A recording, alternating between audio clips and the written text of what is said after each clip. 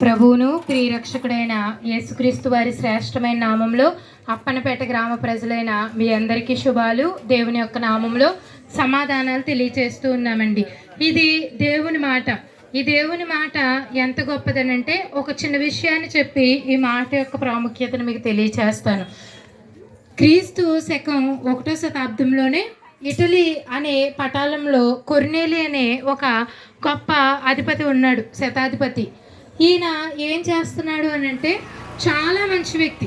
ఎలాగా అనంటే అతనికి తోచిన సాయమల్లా అందరికీ చేస్తా, అతని దృష్టికి ఏది మంచిది అనిపిస్తే అది ప్రతి ఒక్కరికి చేస్తా ఎంతో మంచి పేరు తన చుట్టుపక్కల ఉన్న వారిలో, తన రాజ్యంలో, అలాగే తనకు తెలిసిన వారందరి దగ్గర అతని పేరు చెప్పేటప్పటికీ ముందు ఏమని ఉంటుందనంటే మంచి వ్యక్తి, ఇంత ధర్మకార్యాలు చేస్తున్నాడు, ఎన్నో పుణ్యకార్యాలు చేస్తున్నాడు. అంతేకాదట ఇతనికి ఒక మంచి అలవాటు ఉంది. ఏంటనంటే ఉదయం, మధ్యాహ్నం, సాయంత్రం తను అనుకున్న ప్రతి సమయంలో కూడా దేవునికి ప్రార్థన చేసే అలవాటు ఈ వ్యక్తికి ఉంది.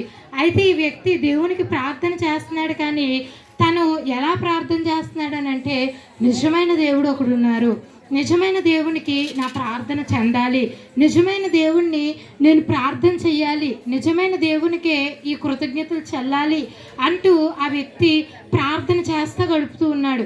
ఎంత మంచి జీవితం జీవిస్తున్నాడు అని అంటే ఎవరు ఒక వేలెత్తి చూపించలేనంత గొప్ప జీవితం ఆ వ్యక్తి జీవిస్తూ తన ఉద్యోగంలోనూ, తన సామాజిక జీవితంలోనూ, అలాగే తన కుటుంబ జీవితంలో కూడా మంచి జీవితాన్ని వ్యక్తి కలిగి ఉన్నప్పుడు అతని ప్రార్థన అంట ఎక్కడికి చేరిందనంటే దేవుని దగ్గరికి చేరింది. అలాగే అతని ప్రార్థనతో పాటు అతని ధర్మకార్యాలు, అతను చేసిన పుణ్యకార్యాలు, అతను చేసిన మంచి అంతా కూడా దేవుని సన్నిధికి చేరితే దేవుడు ఏం చేశాడనంటే ఒక దూతను ఆ వ్యక్తి దగ్గరికి పంపించి ఇలా చెప్తూ ఉన్నాడు, నీ ప్రార్థన దేవుని సన్నిధికి చేరింది, నీ ధర్మకార్యాలు దేవుని సన్నిధికి చేరాయి, అయితే నువ్వు దేవుని సన్నిధికి చేరాలి అని ఆ వ్యక్తి చెప్పాడనమాట. అవునండి, రోజుల్లో మనం పుణ్యం రావాలని, ఆ దేవునితో భక్తి కలిగి ఉండాలని, దేవునికి ఏదేదో చేయాలని మనం ఎన్నో కార్యాలు చేస్తూ ఉన్నాం, దేవుని పేరట ఎన్నో పనులు చేస్తూ ఉన్నాం, దేవునితో సహవాసం చేయాలని భక్తి అనే పేరుతో మనం ఎన్నో కార్యక్రమాల్లో పాలు పంపులు పొందుతున్నాం. అవన్నీ దేవునికి చేరుతున్నాయి, కానీ మనం దేవుని దగ్గరికి చేరలేకపోతున్నామండి. అప్పుడు ఆ దూత ఏం చెప్పిందని అంటే ఒక దైవ సేవకుడు ఉన్నాడు, ఆ దైవ సేవకుడిని పిలిపించుకుని ఆ దైవ సేవకుడు చెప్పిన మాట నువ్వు ఉంటే నువ్వు కూడా దేవుని దగ్గరికి చేరతావు అని చెప్పి ఆ దూత చెప్పి పరలోకానికి వెళ్ళిపోయాడండి. అప్పుడు ఆ వ్యక్తి ఆ దేవుని సేవకుడు ఏ ప్రాంతంలో ఉన్నాడో ఆ దూత చెప్పిన చిరునామాకి ఆ వ్యక్తుల్ని పంపించి ఆ సేవకుడిని పిలుచుకొచ్చినప్పుడు ఆ సేవకుడు చెప్పిన మాట ఏంటనంటే, ఇదిగో పరలోకమందున్న దేవుడు మనుషులందరినీ ప్రేమించాడు, ఆయన మానవులందరినీ తన స్వరూపం చొప్పున, తన పోలిక చొప్పున సృష్టించాడు.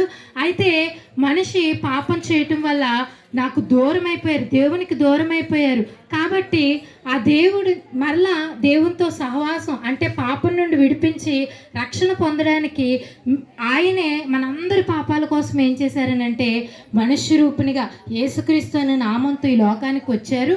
ఆ వచ్చిన ఆ యేసుక్రీస్తు నామం పేరిట మనం విశ్వాసం ఉంచితే రక్షించబడతాం. ఎందుకు ఆ నామన్న విశ్వాసం ఉంచితే రక్షించబడతామని అంటే ఆయన నామంతో ఈ లోకానికి వచ్చి, మనుష్య శరీరంతో ఈ లోకానికి వచ్చి మన పాపాలన్నిటి కొరకు ప్రాణం పెట్టాడండి.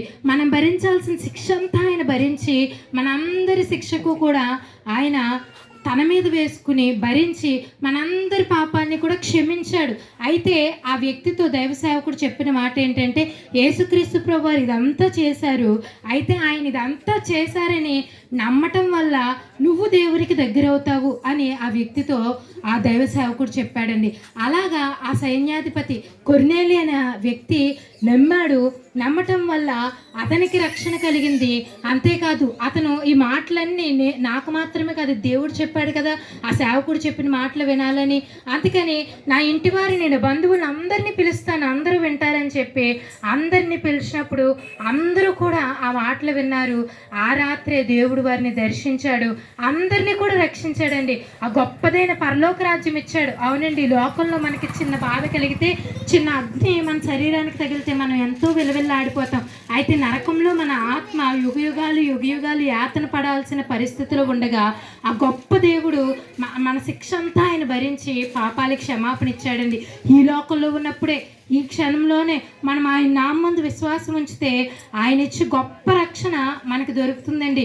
ఇది మనమేదో ధర్మకార్యాలు పుణ్యకార్యాలు ఏదేదో భక్తి మనం చేయక్కర్లేదు, కానీ మీరున్న స్థలంలో మీరు ఆయన నామందు విశ్వాసం ఉంచితే ఆయన ఆ గొప్ప రక్షణ మనకిస్తారు. యేసు ప్రభువా నా పాపాలు క్షమించు, నేను విన్నాను ఆ గొప్ప అధికారిని రక్షించినట్టు నన్ను కూడా రక్షించు, నా పాపాలు క్షమించు అని మనం అడిగితే చాలండి. ఆయన ప్రేమ స్వరూపి కనుక మన పాపాలన్నీ క్షమించి మనకు రక్షణ ఇస్తాడు. అటు రక్షణ ఈ వీధి వారందరికీ దేవుడు అనుగ్రహించునుగాక. ఆమేన్. పరిశుద్ధుడు అయిన దేవా నీకు వందనాలు నాయన. మహోన్నతుడా సర్వోన్నతుడా నీకు వందనాలు ప్రభువా. అవును నాయన తండ్రి, ఈ సమయాన్ని నాయన తండ్రి అన్యుడైన కొన్నేళ్ళని నైనా తండ్రి జ్ఞాపకం చేసుకోవడానికి సహాయం చేశావు. అవును ప్రభువా, వాళ్ళు ఎవరైనప్పటికీ నాయన తండ్రి దైవ నీవు నమ్మదగిన దేవుడు అని ప్రభా నాయన వారు దేవానైనా తెలుసుకొని నాయన నీవు నమ్మకమైన వాడవని, నా దేవుడు సమస్తమును చేయగలడని, మా ప్రతి బలహీనతల నుండి ప్రతి అక్కరలు అవసరతలు తీర్చు దేవుడని నాయన, మా ప్రతి సమస్య నుండి విడిపించు దేవుడని నాయన, అన్యునైనప్పటికీ ప్రభా నాయన వారు నమ్మితే ప్రభా వారి పట్ల నీవు గొప్ప కార్యాలు చేస్తావని ప్రభా కొన్నేళ్ళ జీవితంలో నాయన తండ్రి చేసిన కార్యములను బట్టి నీకు వందనాలు. ఈనాడు ప్రభా నాయన ఈ గ్రామంలో నాయన తండ్రి ప్రభా మరొకసారి ఈ గ్రామాన్ని జ్ఞాపకం చేసుకొని ఎంతగానో ప్రేమించి నాయన తండ్రి ప్రభా ప్రతి ఒక్కరి పట్ల నీ చిత్తాన్ని నెరవేర్చడానికి ప్రభా ఈ గ్రామానికి మరలా మమ్మల్ని నడిపించి ఉన్నావు ప్రభా నాయన. ప్రతి ఒక్కరిలో ఒక నమ్మకమును పుట్టించండి నాయన. దేవానాయన వారి ఇరుకులు ఇబ్బందుల నుండి నాయన నిత్య జీవమునకు పోవు మార్గమునకు నాయన వారు చేరుటకు ప్రభా నాయన నీ మీద నమ్మకం ఉంచడానికి వారికి దయచేయండి ప్రభా. అయా నాయన అటువంటి గొప్ప నమ్మకముతో నాయన దేవానాయన మమ్మల్ని క్షమించి మా పాపముల నుండి మమ్మల్ని విడిపించి దేవాని రాజ్యములోనికి దేవా మమ్మల్ని చేర్చుకో అని ప్రభా ప్రతి ఒక్కరూ నాయన వారి పాపములను ఒప్పుకొనుటకు ప్రభా నాయన నీవే ప్రతి బిడ్డను దర్శించండి నాయన. ఆనాడు నాయన కొన్నేళ్ళు కుటుంబాన్ని ఏ విధముగా దర్శించి ఉన్నావో ఈనాడు ప్రభా నాయన ఈ గ్రామంలో ఉన్న ప్రతి కుటుంబాన్ని దర్శించండి నాయన. దర్శించి ప్రతి బిడ్డను నాయన ఆకర్షించుకొని నాయన నీ గొప్ప రక్షణలోనికి నడిపించి నాయన నీ నిత్య రాజ్యానికి నాయన వారసులుగా ప్రతి ఒక్కరిని మార్చుకొని మన నాయన యేసు నామంలో ప్రార్థిస్తున్నాను తండ్రి. ఆమేన్.